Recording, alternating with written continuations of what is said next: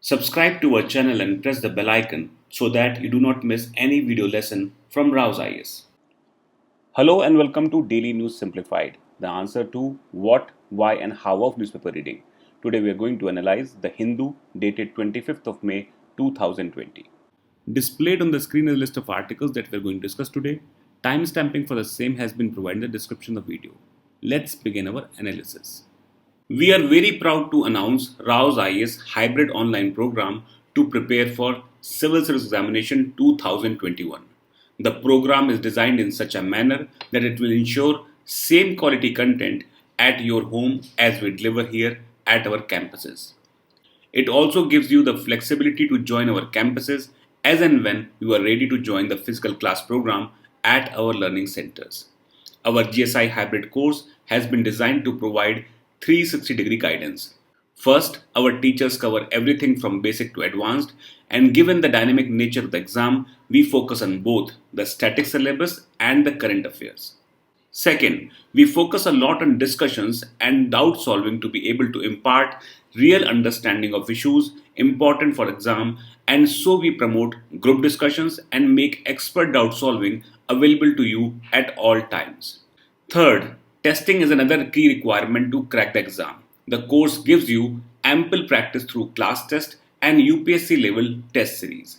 Finally, just before the prelims and mains exam, we help you in revising everything important through our highly targeted revision modules. If you want more information, you can log on to our website and download the GSI hybrid brochure. The description of the video has the link for that as well. You can get in touch with us using your preferred way. All the necessary details are given in the brochure, so please refer to that. From the entire team of Rouse IS, we wish you all the very best and we will be happier to partner with you in your journey of success. On the page number 6 of today's newspaper, an editorial is there which covers for farm and farmers. This editorial particularly highlights the importance of various schemes which are there to ensure the interest of farmers in India. In this context, the author highlights the recently launched scheme by the Chhattisgarh government, which is Rajiv Gandhi Kisan Nyay Yojana, which is based on the idea of direct cash transfers. So what we can understand from this is that various state governments as well as the central government is trying to ensure direct cash transfers into the pockets of farmers. In this context, we know about PM Kisan Yojana, which promises to transfer rupees 6,000 into the pocket of the farmers. Similarly, many state governments, which includes Telangana, Odisha, and Andhra Pradesh, have also started similar scheme. Now, in this context, we need to understand that these schemes basically fill the gap of the problems of minimum support price. Now, in this context, it is important for us to know that what is the problem of minimum support price in India, how minimum support price is basically determined, and what are the suggestions in order to improve the minimum support price which guarantees better remunerative price to farmers in India. Now, in this context, let's first understand what is the institutional setup to announce the minimum support price. So, the institutions which are involved here are the Cabinet Committee on Economic Affairs, that is CCEA, notifies the minimum support price which is based on the recommendations of Commission on Agricultural Costs and Prices, that is CACP. Now, this Commission on Agricultural Cost and Prices make recommendations separately for Kharif marketing season as well as for Rabi marketing season. Now, we are aware of the fact that there are three marketing seasons: the Kharif, the Rabi, and the Zaid crop season. However, from the perspective of impact on crops, Kharif and Rabi marketing seasons are focused upon. Now, when we talk about the current context, the CACP, that is Commission on Agricultural Cost and Prices, recommends MSP of 22 commodities, which includes 7 cereals, 5 pulses, 7 oilseeds, and 3 commercial crops. All these 22 commodities on which MSPs is announced are very important for the prospective examination, and you should keep a note of that. Apart from that, you should also know that the government declares fair and remunerative price for sugar cane as well. So there's a difference between minimum support price and fair and remunerative prices. So what is the difference between them? Let's try to understand the basics. Now let us try to understand what is fair and remunerative prices, FRP, which is implemented for sugarcane in India. Now, when we talk about MSP, that is minimum support price, the farmer is paid a sum which is 50% more than the input cost when we talk about MSP. So, MSP is normally defined as input cost plus 50% of the input cost. So, in this way, when the price is set up like this, it means that a farmer would earn 50% more than the input cost. However, this MSP is based more on A2 approach. So there is A2FL approach, there is C2 approach as well, for which we will talk about in the later part of discussion. Now let's focus on the fair and remunerative prices. The fair and remunerative prices is used in the sugarcane industry to replace the MSP or the minimum support price. This is based on the recommendation of Rangaranjan committee report. This is very important from the perspective of prelims examination. Now, according to the committee, they have found that when we talk about the production of sugar, that is the processed sugar that is produced by sugar companies, 70% of the input cost is sugar cane only. So, what happens under the FRP regime? The farmer is paid 70% of the turnover of the company. And this figure is 70% when we consider the production of sugar only. However, this would become 75% if we consider other products like bagasse and molasses as well. So, what is the benefit of FRP method? FRP method is useful in times when the sugar prices are high. However, it is possible that sugar prices are low as well. In such a scenario, the sugar companies are asked to pay to the farmers in terms of minimum support price for the sugar. So we can see that through this mechanism, the interests of sugarcane farmers are basically protected. This adversely affects the financial health of the sugar factories in times of low sugar prices because the companies have to pay on minimum support prices even though the sugar prices are low. So this is considered one of the reasons why there is so much of pending payment for the sugarcane farmers from these sugar mills.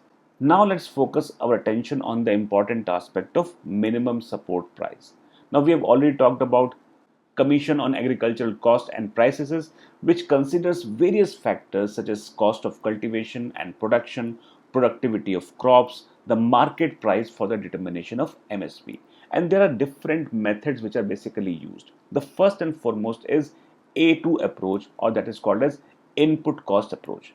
Now, when we talk about input cost approach, this basically includes the cost of seeds, fertilizers, and labor, etc. But this approach has a problem. It does not takes into account the cost of family labor. The kind of small and marginal farmer that we normally see in India, we know that family is actively involved in terms of production, and we need to calculate the monetary value of their effort as well. For this particular purpose, there is A2FL approach. So what this particular approach is that we include the cost, that is input cost, which is reflected through A2, and the implied cost of the family labor, or FL. Now here try to understand, when we talk about the labor cost in A2 approach, it is a labor cost for which the farmer has already made a payment, and hence it is considered in terms of input cost. But at the same time, when we talk about the work done by family in terms of wife, sons and daughters, their value is not equated, and this is how A2FL approach comes into picture. The third approach of defining MSP is the C2 approach. Now, this C2 approach is the most comprehensive approach, and it covers A2, that is input cost. It talks about family labor, plus it also includes implied rent on land and interest on capital assets. So these are the important aspects which it covers, and hence this is considered to be the most comprehensive approach. The National Commission on Farmers, which is led by M.S. Swaminathan, had recommended for the adoption of C2 approach for fixing the minimum support price for the farmers. However, presently the MSP are fixed at least 50% more than the cost of production as calculated according to A2 plus FL approach. So here it is important for you to know that A2 plus FL approach is utilized for the perspective of defining MSP in the current scenario. Now, when we talk about the MSP policy that is adopted by the government of India, it has come under immense criticism on account of number of reasons. Now, when we talk about these particular flaws in MSP, this is also highlighted by the Committee on Doubling the Farmers' Income, which is headed by Ashok Dalwai. So, this committee is again very important from the perspective of prelims examination. Now, let's try to understand what are the problems which are highlighted in terms of limitation of the MSP policy, that is A2 plus FL approach. Now, the first point of discussion is This particular scheme promoted cultivation of water intensive crops. Now we are aware of the fact that when we talk about MSP, it covers 22 crops. However, the procurement is quite strong for two crops only, and that is rice and wheat. The procurement of other commodities such as pulses and oil seeds is quite low. And hence, in this scenario, it has led to incentivization of cultivation of more water intensive crops such as rice and wheat. And this has led to an adverse impact on the Indian agriculture. Second important aspect is lack of safeguards. Now, when you talk about the present MSP regime, it is not geared to pay compensation to farmers when they are forced to sell their agricultural commodities in open markets below the minimum support price or MSP.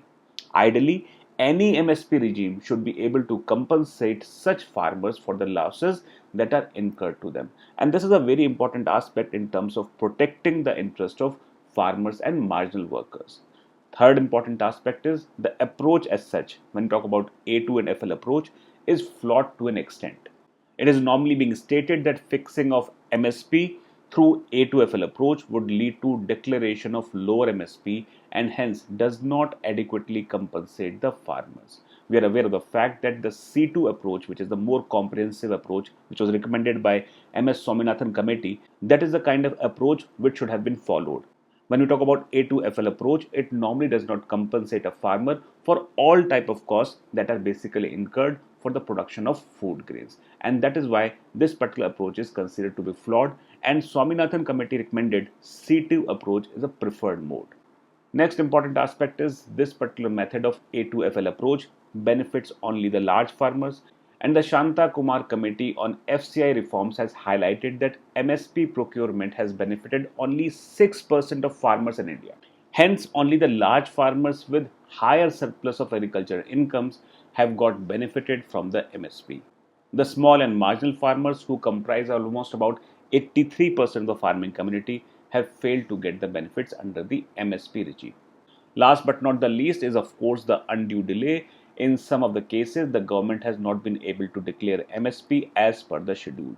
This delay in the announcement of MSP have not been able to send the right price signals to the farmers on time, and this has led to losses to the farmer only. So we can see that the kind of problem MSP regime has in this context. So in this way, we have understood the kind of problems the MSP regime has in the current context. Now, in order to address these problems which are associated with MSP regime, the government has unveiled the PM Asha scheme. The government has to effectively implement the PM Asha scheme so as to improve the agriculture outcomes. Ultimately, the government must realize that unless the prices received by farmers increase, we would not be in a position to realize the vision of doubling farmers' income by 2022.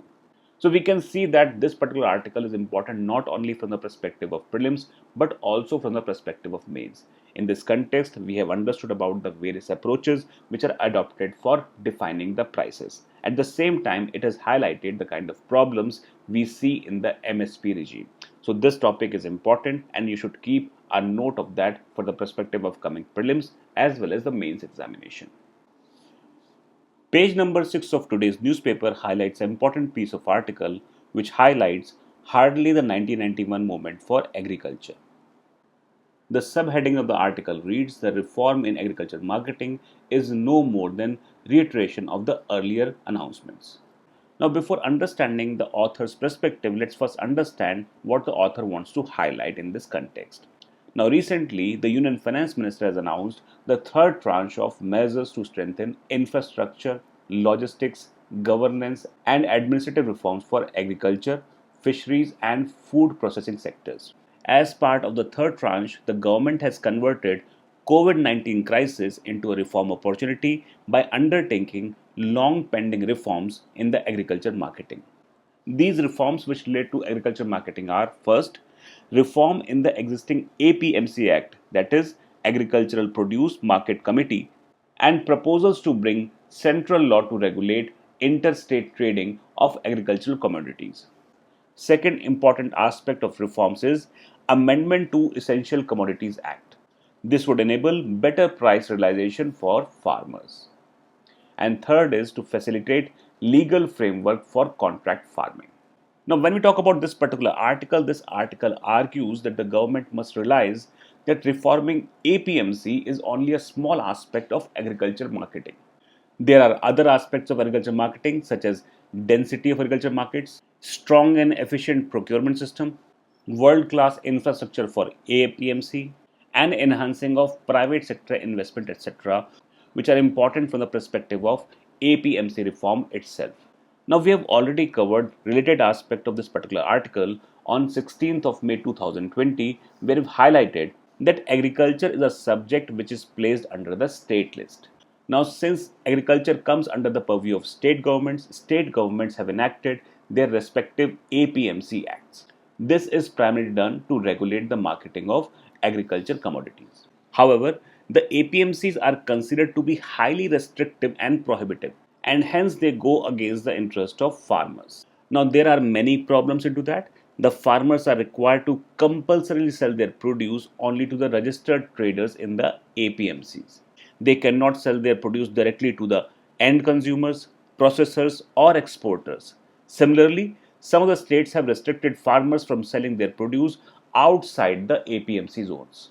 Now, if we try to compare similar kind of situation with industrial goods or products, we will see that such kind of restrictions are not applicable to the sale of industrial goods, and that is why there is a need to reform the APMC Act as such. So, what the government has done in order to bring agriculture market reforms, the Union government has come out with Agriculture Model Produce and Livestock Marketing Act of 2017.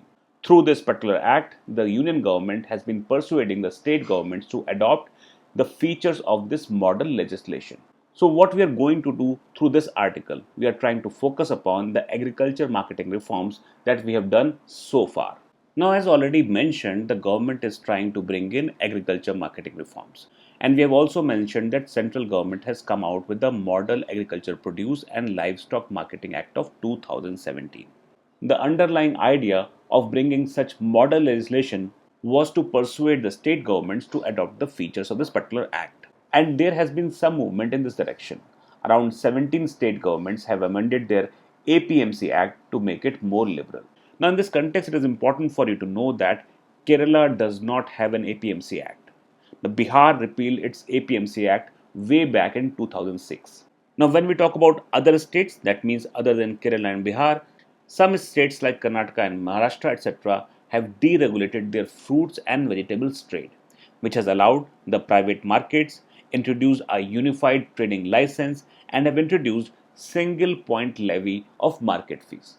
Apart from that, many states have also introduced direct marketing of farm produce. Examples are Uzavar Swandhai from Tamil Nadu, the Rut Bazaar in Andhra Pradesh and Telangana, the Raita Sante in Karnataka, and Apni Mandi in Punjab. Now, when we talk about the kind of agriculture market reforms that have happened so far, there is a big divide between what is the expectation of the government and what the ground reality is. In this context, the table on the right hand side focuses on the exact status that we see today. So, we'll be focusing on what is the expectation, and then we'll be discussing the ground realities of the implementation of these agriculture market reforms. Now, the first thing that the government wants is to empower the farmers. And in this context, the government has the idea that farmers should be allowed to sell their produce anywhere within India. But the reality is so far from the truth. The fact is that markets are located away from the villages. 90% of the crops are actually sold within the villages to the traders only. And since the farmers are not selling their produce in the markets, they are compelled to sell at a very low price. Now, in this particular situation, you must be expecting the government to participate. At the same time, there is a poor participation of government agencies in this procurement process, and the farmers are forced to sell the traders at a low price or a throwaway price. And this leads to the problem that we have highlighted in the agriculture marketing reforms, that farmers get low price realization for the produce. The second expectation of the government is more private sector investment in agriculture marketing. But the ground reality is that the private sector as such lacks any kind of enthusiasm for setting up market yards. So this makes the problem cyclic in nature. The farmer is expected to sell his or her produce to the traders who are there in the villages, and there is poor participation of other agencies. Here, the government agencies as well as the private sector investment led agencies. and this means that the problem is not getting solved in any sense. Third important aspect is collection of APMC levy done away with to deregulate the agriculture marketing. Now, this is considered as more of a positive reform in the direction of agriculture market reforms, but this has led to loss of revenue for the state governments, which otherwise could have been used for improving the infrastructure of existing APMCs. Apart from that, proliferation of small unregulated private market yards which charge fee from both farmers and the traders but yet do not provide the basic infrastructure. So it means that government has lost on two grounds. First, they have lost the revenue in terms of APMC levy. Second important aspect is the infrastructure that they are expected to strengthen is not strengthened in any sense. Third important aspect is this has led to the proliferation of private market yards. What these private market yards do, they charge fees, and apart from that, they do not provide even the basic infrastructure. So ultimately, the farmer is at the receiving end of this entire situation. Fourth is increase in the prices received by the farmers, leading to improvement in their income levels. So this is something which government has been trying over a period of time. However, the study conducted by National Council for Applied Economic Research has shown that there is no significant improvement in the last 13 years after the repeal of the APMC Act that we have seen on the ground. So we can see that all basic four parameters. First, the farmers in terms of empowering them to sell their produce anywhere in India. Second, more private sector investment in agriculture marketing. Third, doing away with the collection of APMC levy. And fourth, the goal of increase of price received by farmers on all four parameters, the expectation of government has not met the challenge of the reality. And hence, agriculture marketing reforms appear to fail miserably in providing any kind of benefit to the farmers. Now, this has brought to the last part of discussion. What should have been done in such a scenario? Now, the first thing that we need to do is to increase the market density, that is, the availability of the facilities and infrastructure. Now, we are aware of the fact that adequate number of markets should be set up as close to the agriculture feed as it is possible so that the farmers have access to the APMCs.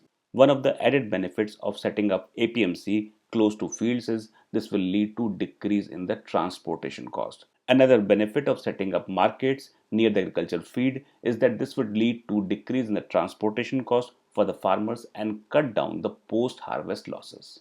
Now, in this context, it is important for us to know that National Commission for Farmers has recommended that each APMC should serve a market area of around 80 square kilometers and it should be available to farmers within a radius of around 5 kilometers. However, when we look at the current scenario, the average APMC in India serve an area of around 450 square kilometers, which leads to the poor access of farmers to the APMC. On account of this, the farmers are forced to sell their products at lower prices outside the APMCs. And this basically takes away the income which is legally that of a farmer from his or her pocket to the pocket of the middleman. Second important reform should be to organize small and marginal farmers into FPOs. Now, we are aware of the fact that almost 85% of farmers in India are actually either small or marginal farmers. These farmers have lower marketable surplus and find it difficult to aggregate their produce and sell it in the APMCs through auctions. Hence, these farmers resort to sell their produce to local agents and traders, and they have to do at much lower price than they would actually deserve.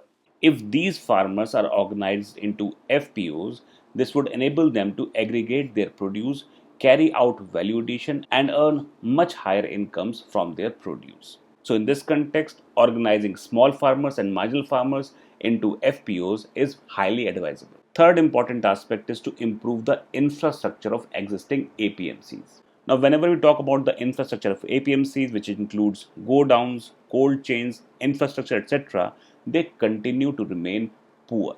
This leads to improper storage and consequently higher post harvest losses. Further, most of the APMCs have not been able to set up electronic auction platforms. Now, this is very important for offering remunerative prices to the farmers. We must also ensure that existing APMCs are connected to ENAMs as early as possible to offer diversified market base for the farmers. So, these are very important from the perspective of improving the infrastructure of existing APMCs. Now, the last point that we need to highlight is the suitable macroeconomic conditions. Now, this basically relates to the overall health of the economy. Now, in the last 2-3 years, the prices of agricultural commodities had contracted due to decline in the demand within the Indian economy. This contraction in the prices had in turn led to decline in the income levels of the farmers. Now, the government has to realize that no amount of marketing reforms will lead to higher price realization for farmers. The government has to pay attention to the underlying macroeconomic conditions. They should be favorable to the agriculture, and then only we can transfer the benefit to the farmers. Now, in this context, what government should do is, going forward, the reforms in the agriculture marketing should be accompanied by fiscal measures to boost the demand, that too within the economy. So this is something which is required in terms of ensuring APMC reforms at the ground level. Page number 6 of today's newspaper presents another article which is important from the perspective of economy as well as from the perspective of social issues. The title of the article reads, "The Need for a Million Work Sites Now." The subheading of the article reads, "Averting a Humanitarian Disaster in India, Calling for an Explosion of Narega Work in Recent Weeks." Now, before trying to understand what author wants to say, we need to understand the overall theme of the article. The financial distress caused by the economic lockdown, particularly to the poorer section of the society, has increased the demand for Manrega work. Now, we are aware of the fact that because of the economic lockdown, people do not have much economic opportunity, and hence the demand for the work is unprecedented in nature. And this has basically cautioned the government in order to revamp the Manrega workflow, including allocation methodology, scope and payment mechanism, in order to be effective and efficient for people who are seeking work. Now, when we talk about this article lists down these steps that could be done to reduce the hardship caused by the lockdown as highlighted by the number of surveys. In this context, author quotes few of them. First, according to survey conducted by Azim Premji University, about 74% of the respondents were consuming less food than they were in terms of the pre-lockdown period. Now, all of us are aware of the fact that because of COVID-19 pandemic, a large number of Indian population has lost jobs. Not only these people have lost their jobs, they have also consumed their savings. The third important aspect that has emerged from this particular situation is that people have gone back to their native homes, and in their native homes they do not have any kind of work available, nor they have the saving to support themselves in this difficult period. And hence it is clearly mentioned that 74% of the people are consuming less food.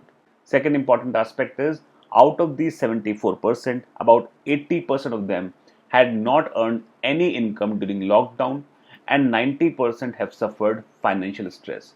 Now, when we talk about any income during this period of lockdown, so we are actually looking at around 60 days.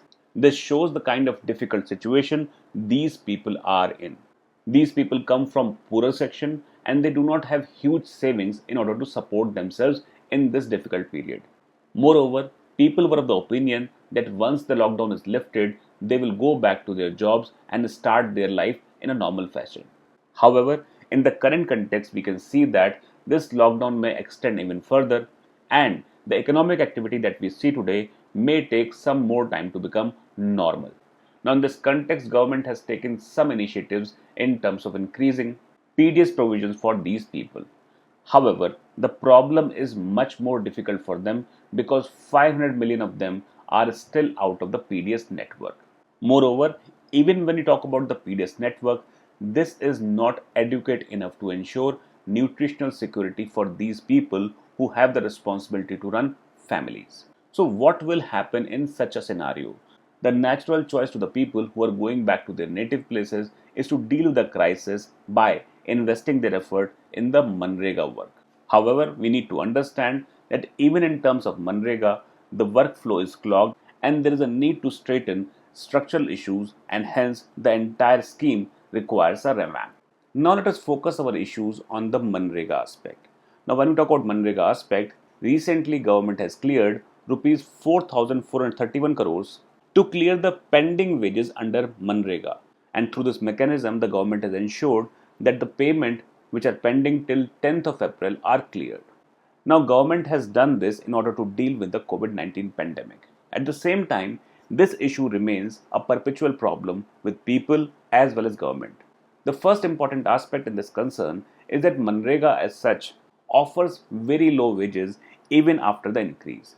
Now the current national average of Manrega wages is around rupees 202. Now we need to understand that when we are looking at national average of just rupees 202 and we are expected to support a family, we have multiple types of needs. First and foremost is a nutritional need, and second is health need. If we just take into account the basic needs, that is the nutritional as well as the health need, we can see that this amount of money is very less to support a family of 4 or 5. And this is one of the basic concern in terms of Manrega. Manrega as a scheme was started to support the income of poor and marginal section of people, and it was not intended to give full-time employment to the people. So there will be a problem of low wages that we have seen in the recent past as well. Second important aspect is lack of timely payment. Now we have clearly highlighted that rupees 4,431 crores was recently released by government in order to clear payments till 10th of April. We know that payments under the Manrega take months to clear. Now when we are talking about people who are primarily dependent on Manrega, the timely payment is an issue which cannot be delayed because these people need immediate support. They do not have any other mechanism available for them in order to support themselves in this difficult time, and hence this is an issue that government needs to take care as soon as possible. Next important aspect is 4% payment rejection rate. Now it has been seen that people have done their work, but because of technical or other paper-wise problems, the payment is rejected by the government. Now it is actually impossible for people to contest this payment rejection, and hence this is another important concern where the government has to look into with lot of compassion to understand what is causing payment rejection. At the same time, all those people who deserve payment should get the payment, and that too timely one. The last issue which is highlighted by author is the tedious methodology of enrollment requiring workers to take third party assistance for the enrollment. Now the process of enrollment in Manrega has been difficult. It has been tricky as well to an extent, and hence people require support from third party in order to get themselves enrolled for any kind of work under Manrega, and this actually has costed money to the people as well. Now when you are talking about people who are financially stressed and have not earned anything in last 60 days, government should ensure mechanism where such kind of methodology is done away with, where people can enroll themselves without taking assistance from someone outside, and this would have saved a lot of money for people who actually need it. So now let's focus on what author has highlighted in terms of steps to revamp the Mahatma Gandhi Narega workflow. In this context, the author has highlighted that workers should be allowed to enroll at the work site to eliminate the interference of the third party. Now this is the fourth problem in terms of the issue that author has highlighted, and author is very clear that the worker should be allowed to enroll at the work site by themselves, and this would ensure that they get the due share of their work. Second important aspect is the scope of Manrega work should be expanded by expanding the list of works permissible under the Act. Now we are aware of the fact that under Manrega, 100 days of work is guaranteed. Now in this case, we need to understand that these people require support for much longer haul, and hence the list of work that can be done under the Act should be expanded. Next is Gram Rozgar Sevak can be appointed to assist in work enrollment, and they should be people who are from these villages only. This will ensure that people know each other, and in this fashion, this kind of enrollment will be much simpler in process and approach. Next important thing in terms of workflow is the implementation process should be simplified. Last but not the least, the payment should be switched back to cash payment at least during the crisis, as it acts as an incentive to the workers to enroll in this scheme. So these are some of the measures that the author suggests that government must implement as soon as possible. This will help the people who are desperately looking for some help in order to tide over the difficult times that they are facing. Page number 10 of today's newspaper highlights an important piece of article which is important from the perspective of Indian history, art and culture. Apart from that, this is also important from the perspective of environment and ecology. Now, Howrah's Botanical Garden, which is now a graveyard for 1,000 trees because of the Amphan cyclone. From the perspective of cyclone, we have already covered Amphan cyclone in detail. Now, from the perspective of examination, we have already covered Amphan cyclone in detail in our previous discussion. In today's discussion, we'll be focusing on Havada's Botanical Garden and its rich history. Now, whenever we talk about this Havana's Botanical Garden, it is now known as Acharya Jagdish Chandra Bose Indian Botanical Garden. Previously, it was known as Indian Botanical Garden or the Calcutta Botanical Garden.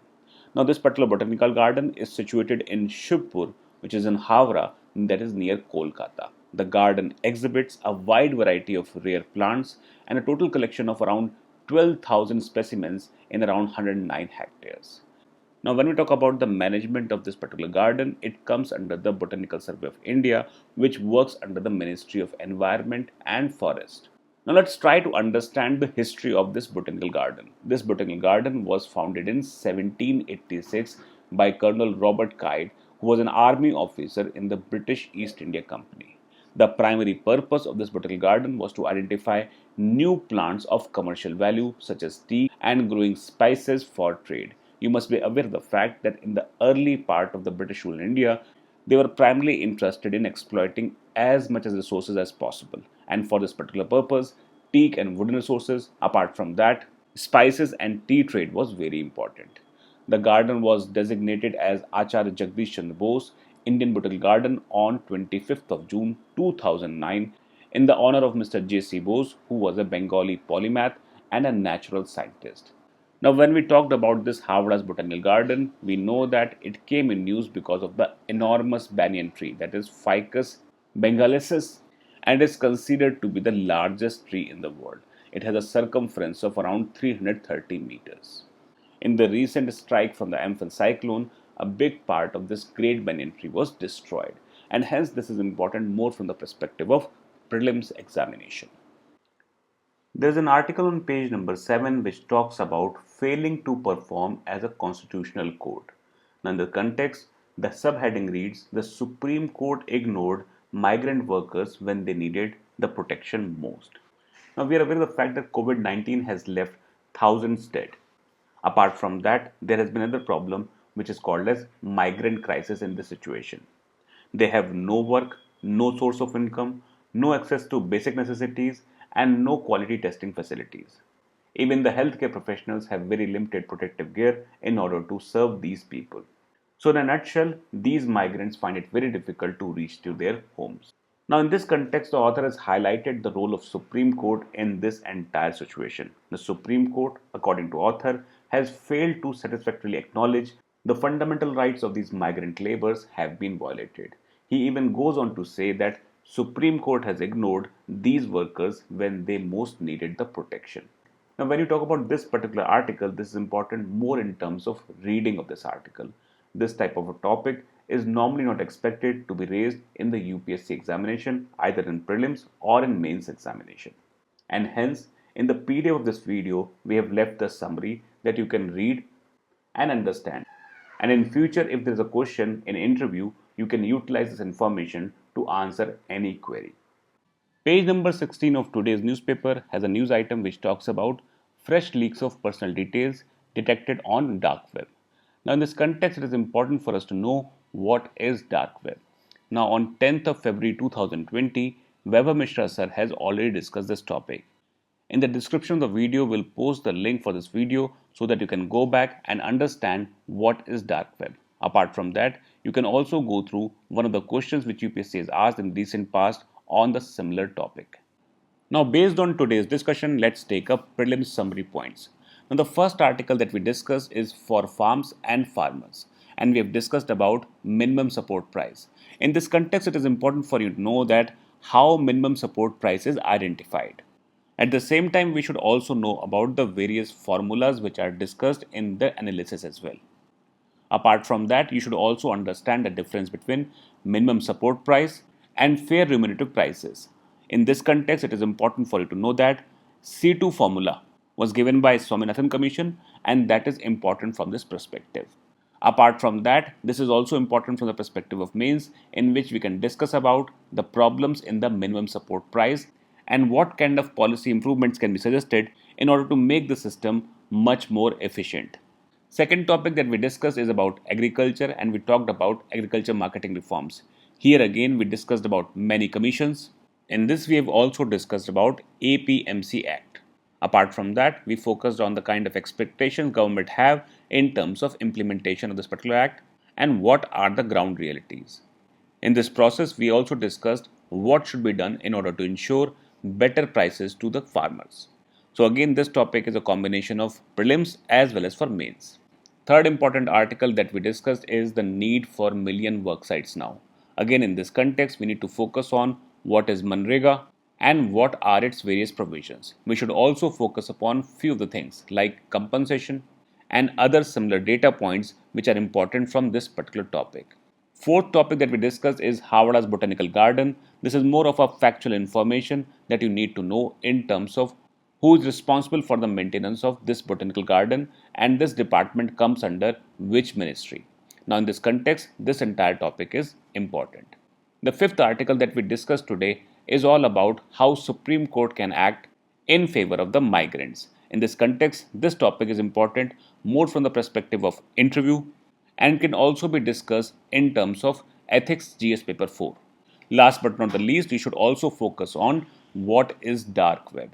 In this context, UPSC has asked some questions in the recent past and you should focus upon them as well in order to understand what should be read in terms of dark web. With this, we have reached the question of the day. The question of the day reads, consider the following statements about dark web. Statement 1, the dark web forms a small part of deep web and it requires custom softwares. Second statement is, darknet websites are accessible only through networks such as Tor and I2P. Which of the statements given above are correct? Option A, 1 only, option B, 2 only, option C, both 1 and 2, and option D, neither 1 nor 2.